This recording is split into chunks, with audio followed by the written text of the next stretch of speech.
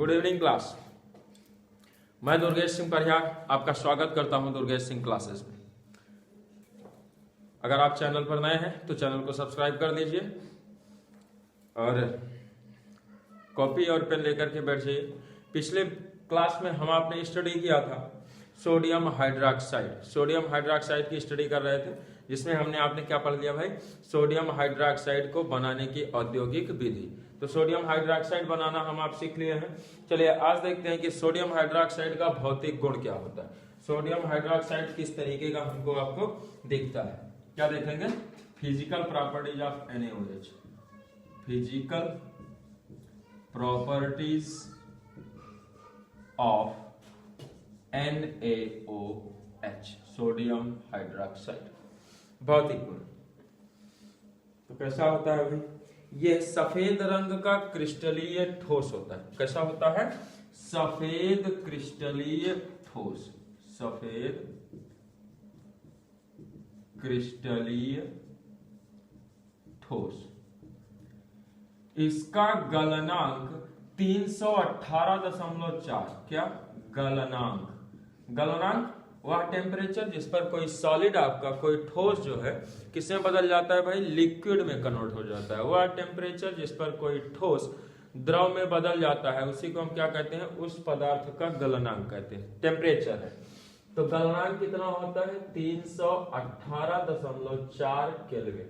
गलनांक कितना होगा, 318.4 केल्विन। इसके अलावा जो है इसको अगर हम आप किसके साथ मिला देते हैं, इसका एल्कोहल, जल और एल्कोहल में विलय है। किसमें विलय है, जल में, जल व एल्कोहल, जल व एल्कोहल में विलय। जल में डालेंगे आयन में टूट जाएगा, एल्कोहल में इसको डालेंगे तो सोडियम एल्कोक्साइड बना लेगा। क्या बना लेगा, सोडियम एल्कोक्साइड बना लेगा। तो किसी भी पदार्थ में केवल वही पदार्थ आपके विलीन हो पाते हैं जो या तो उसी नेचर के हो, या फिर अगर दोनों का नेचर डिफर है तो दोनों एक दूसरे से परस्पर क्रिया करते हो। और अगर एक दूसरे से परस्पर क्रिया करेंगे तो वही आपका क्या होगा, उसमें जाकर के घुल जाएगा।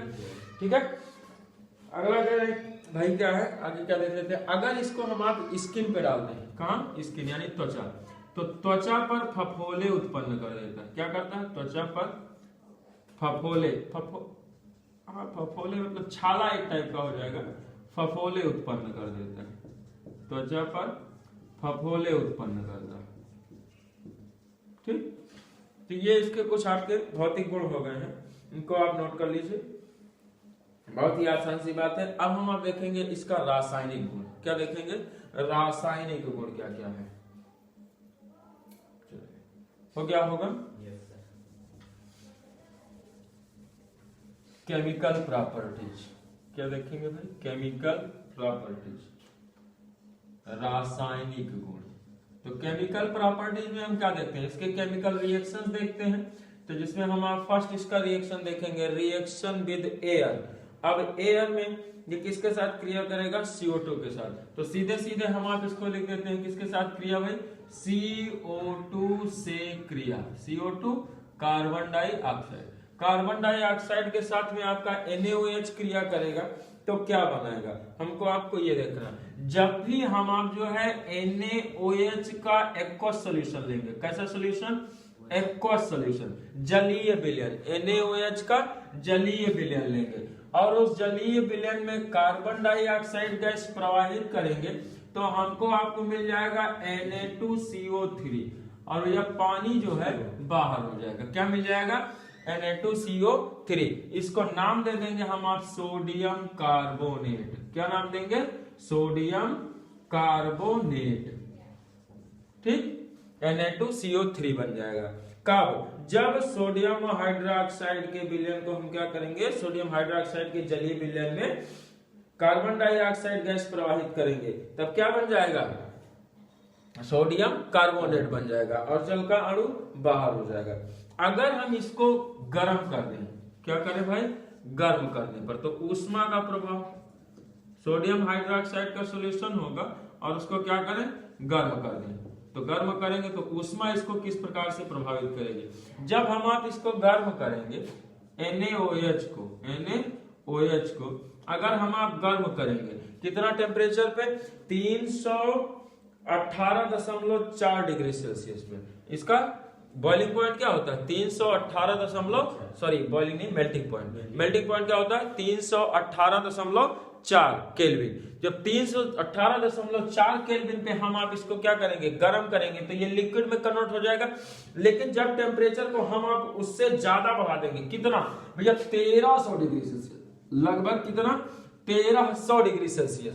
अब डिग्री सेल्सियस में कह रहे हैं तो 1300, अगर इसी चीज को हम आप केल्विन में कहेंगे तो केल्विन में कितना टेम्परेचर होगा, इसी में आप 273 जोड़ दीजिए, केल्विन में कितना हो जाएगा 273, आप इसी में जोड़ दीजिए तो कितना हो जाएगा भाई 1573 केल्विन हो जाएगा। कितना 1573 केल्विन। तो 1573 केल्विन पे जब हम आप सोडियम हाइड्रोक्साइड को गर्म करेंगे तो इसमें से हमको प्राप्त हो जाएगा सोडियम धातु, ऑक्सीजन गैस निकल जाएगी और हाइड्रोजन गैस भी हमारी मुक्त हो जाएगी। तो ये दोनों गैसें हमारी एनवायरनमेंट में चली जाएंगी और हमको क्या मिल जाएगा सोडियम धातु प्राप्त हो जाएगा। क्लियर। देखिए जल का प्रभाव, इसको क्या किया जाए जल में डाल दिया जाए।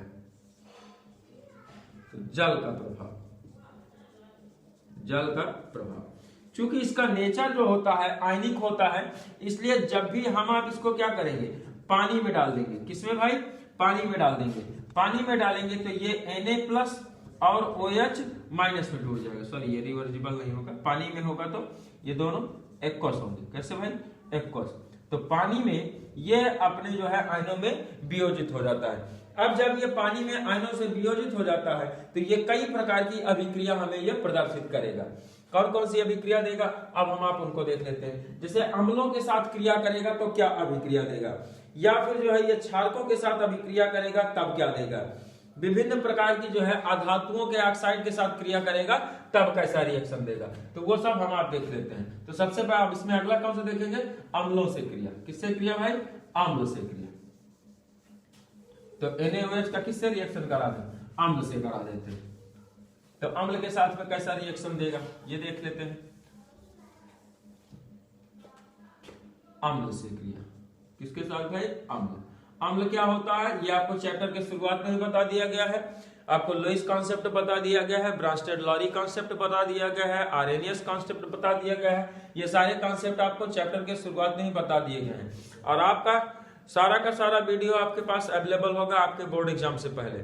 लेकिन आप चैनल के साथ लगातार बने रहिए, ज्यादा से ज्यादा दोस्तों में शेयर कीजिए ताकि उन्हें भी जानकारी मिल सके। चलिए अम्ल के साथ इसका क्रिया कराएंगे किसका NaOH का।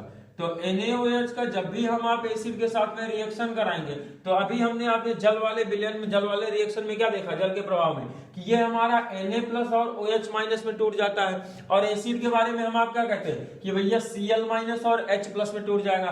तो यहाँ का H+ और यहाँ का OH- ये दोनों मिलकर के क्या बना लेंगे पानी बना लेंगे।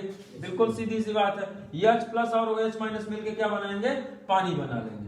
ठीक है बचा क्या है इधर Na+ और इधर Cl, तो क्या बन गया आपका NaCl सोडियम क्लोराइड। क्या नाम हो जाएगा सोडियम क्लोराइड। ठीक है सोडियम क्लोराइड बना लेगा किसके साथ में क्रिया करके HCl के साथ में। अगर इसी की क्रिया हम आप करा देते हैं सल्फ्यूरिक एसिड के साथ। किसके साथ भाई सल्फ्यूरिक एसिड H2SO4 H2SO4। तो ये भी क्या है हमारा एसिड है। तो एसिड के साथ क्रिया करेगा सॉल्ट बनाएगा। क्या बना लेगा Na2SO4 सोडियम सल्फेट। नाम क्या होगा सोडियम सल्फेट। ठीक सोडियम सल्फेट और क्या निकल जाएगा पानी। तो बैलेंस करेंगे तो उधर हम देख रहे हैं कि 2 अन्य है इधर एक ही है तो 2 लगा दीजिए यहाँ और 2 लगा दीजिए यहाँ। क्या मिल गया आपको 2 अणु जल का मिल गया। क्लियर है। यहाँ पे हमारा मेन प्रोडक्ट क्या हुआ सोडियम सल्फेट हो गया, सल्फ्यूरिक एसिड से क्रिया करा है। जब इसी की क्रिया इसी NaOH की क्रिया हम किससे कराते हैं फास्फोरिक एसिड से H3PO4। नाम क्या हो जाएगा इसका फास्फोरिक एसिड। फास्फोरिक एसिड से इसका हम आप रिएक्शन कराएंगे तो सोडियम फास्फेट बन जाएगा। क्या बनेगा सोडियम फास्फेट Na3PO4 क्या बन जाएगा सोडियम फास्फेट बन जाएगा। सोडियम फास्फेट ठीक है और पानी निकल जाएगा। अब देखिए यहाँ पे Na यहाँ पे कितना लगा है 3, यहाँ पे कितना है 1, तो 3 से इसमें मल्टीप्लाई कर देते हैं, 3 हो गया तो 3 अणु आपका जल पेन के जाएगा। क्लियर है? इसी तरीके से हमको इसके सारे रिएक्शन कराने हैं। एक और देख लेते हैं दुर्बल अम्ल के साथ। दुर्बल अम्ल हमारा कौन सा? CH3COOH। किससे क्रिया करा दें? NaOH। तो NaOH से OH और CH3COOH का H, दोनों मिलके क्या बना लिए? पानी। दोनों मिलके पानी। और उसके बाद बचा क्या भाई? CH3COONA, नाम हो जाएगा सोडियम एसीटेट। क्या नाम होगा? Sodium acetate. तो इस तरीके से सोडियम हाइड्रोक्साइड हमारे अलग अलग जो है अम्लों के साथ में क्रिया करके क्या बनाता है? अलग अलग लवण बना लेता है। ठीक है, जैसे HCl के साथ किया तो क्या बनाया? Sodium chloride. H2SO4 के साथ किया तो क्या बनाया? Sodium sulphate. फिर आप देख रहे हैं कि अगर इसने जब फास्फोरिक एसिड के साथ में रिएक्ट किया है तो सोडियम फास्फेट बनाया है, और जब आपका जो है एसिटिक एसिड के साथ, इसका नाम क्या? Acetic acid. एसिटिक एसिड के साथ क्रिया किया तो सोडियम एसीटेट बना लिया। समझ में आ रहा होगा आपके? तो इस तरीके का ये केमिकल रिएक्शन देगा। नाम क्या होगा इसका? Acetic acid. एसिटिक एसिड, या फिर IUPAC नाम में चैप्टर नंबर 4 में बताएंगे। इसको कहा जाता है एथेनोइक अम्ल। क्या कहा जाता है? एथेनोइक अम्ल। नोट कर लीजिए जल्दी से।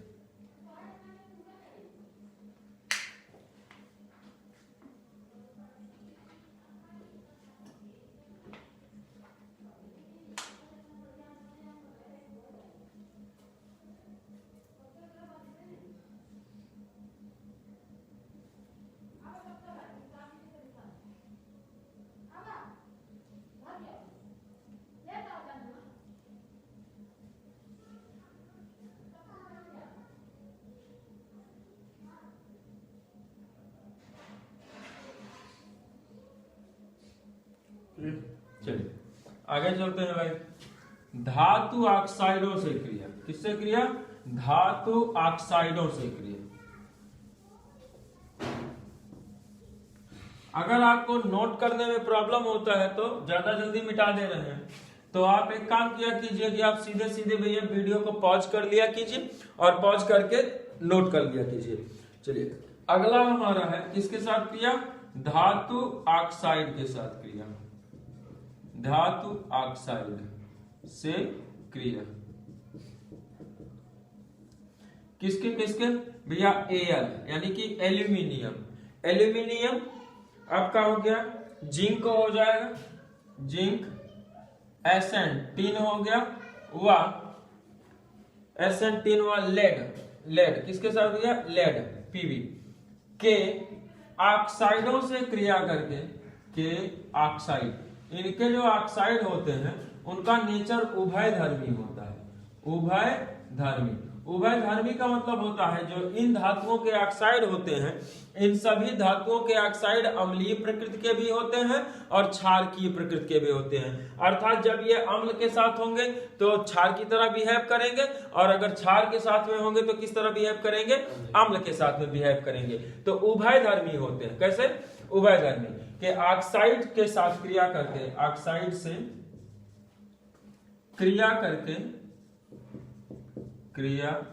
करके संगत संकर यौगिक बनाते हैं। क्या बनाते हैं? संकर यौगिक या संकर लवण बनाते हैं। संकर लवण बनाता है। लवण बनाता है कौन? NaOH। कौन बनाता है भाई? NaOH। सोडियम हाइड्रोक्साइड इन धातुओं के ऑक्साइडों के साथ में क्रिया करेगा, जो कि इनके ऑक्साइड किस नेचर के होते हैं? उभयधर्मी प्रकृति के। अम्लीय और क्षारकीय दोनों प्रकार के होते हैं। तो इनके साथ में जब ये रिएक्ट करेगा तो क्या बना लेगा? संकर लवण बना लेगा। क्या बनाएगा? संकर लवण बना लेगा। तो देख लेते हैं, जैसे मान लीजिए कि हम इसकी क्रिया करा देते हैं एल्यूमिनियम ऑक्साइड के साथ। किसके साथ में? Aluminium oxide.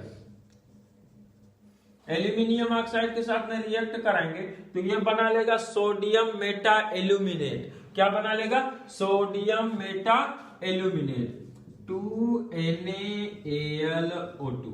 क्या बना लेगा? NaAlO2, sodium Meta aluminate. और क्या निकल जाएगा भाई? निकल जाएगा आपका यहां से H2O। क्या निकल जाएगा? H2O। इसका नाम क्या होगा? Sodium Meta aluminate. Sodium Meta aluminate. ठीक है, क्या बन जाएगा, सोडियम मेटा एल्यूमिनेट बन जाएगा।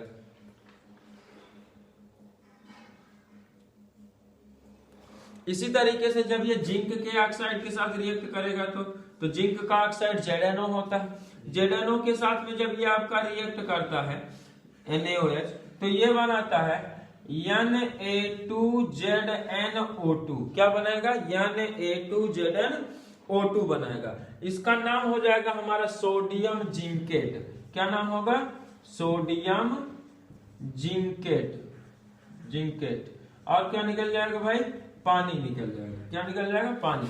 तो इस तरीके से हमारा जिंक के ऑक्साइड के साथ में क्रिया करेगा, तो ये भी क्या है, एक प्रकार का संकर लवण है।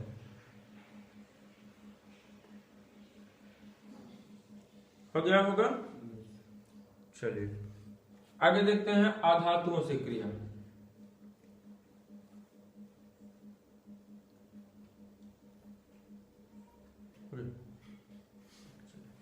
अगला किससे देखेंगे, अधातुओं से क्रिया। अब अधातुओं में मेनली हम इसका जो रिएक्शन कराएंगे वो क्लोरीन के साथ कराएंगे। किसके साथ करा देंगे, क्लोरीन वगैरह के साथ में। तो जब क्लोरीन से इसकी क्रिया कराएंगे तो सिंपल सा आपकी समझ में आ रहा होगा कि सोडियम है, क्लोरीन है, और सोडियम और क्लोरीन दोनों को मिलाएंगे तो NaCl बनेगा।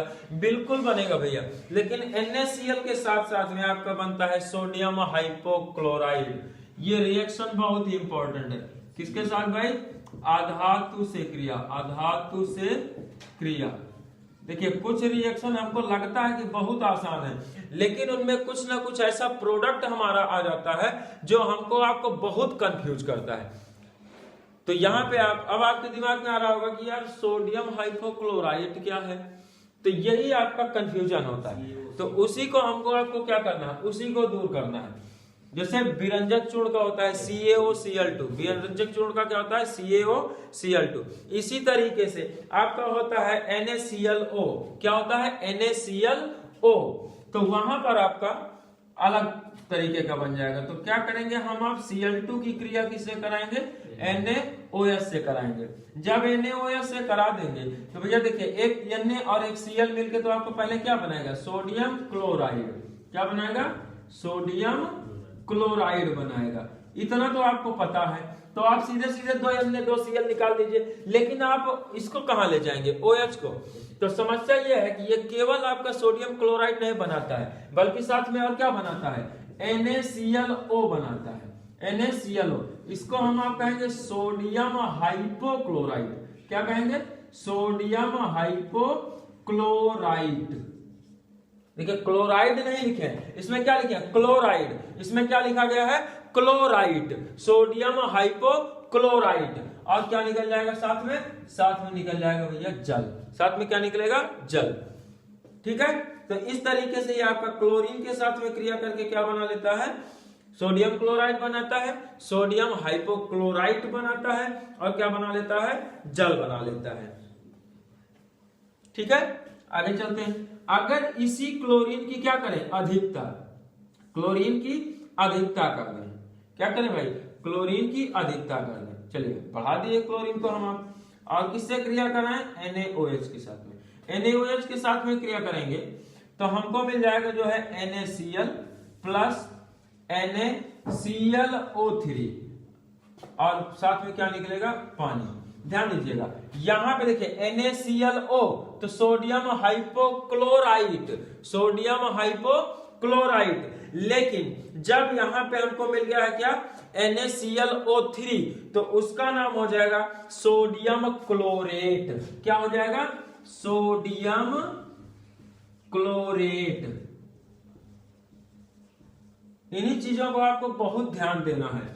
अब बैलेंस कर लेते हैं, 3 दूना 6 तो लगा है, तो यहाँ पे हम इसको कितना यूज करेंगे, 6, और इसको हम 5 कर देते हैं। उधर हमारा 1 हो गया। ऑक्सीजन मैनेज कीजिए, देखिए ऑक्सीजन 6 है टोटल, यहाँ पे ऑक्सीजन कितना है, 3 है, वहां पे 1 है, यहाँ पे हाइड्रोजन कितना, 6, तो 6 है तो 3 यहाँ पे लगा देंगे, हाइड्रोजन बराबर, अब ऑक्सीजन भी आपका हो गया बराबर। ठीक है, इक्वेशन बैलेंस करना बहुत आसान होता है। चैप्टर नंबर 1 में आप जाके देख लीजिए, आपके चैनल पे आपको क्लास 10th का चैप्टर 1 का टोटल वीडियो केवल 3 क्लास में पूरा का पूरा चैप्टर आपका दे दिया गया है। उसमें आपको समीकरण बैलेंस करना, जो है इक्वेशन बैलेंस करना बताया गया है। आप उसको देख लीजिए। और अगर आपकी समझ में वहां से नहीं आता है तो आप कमेंट बॉक्स में जरूर कमेंट लिखिए, आपको फिर से उस पर वीडियो इक्वेशन बैलेंस करने पर फिर से वीडियो आपको प्रोवाइड कर दिया जाएगा।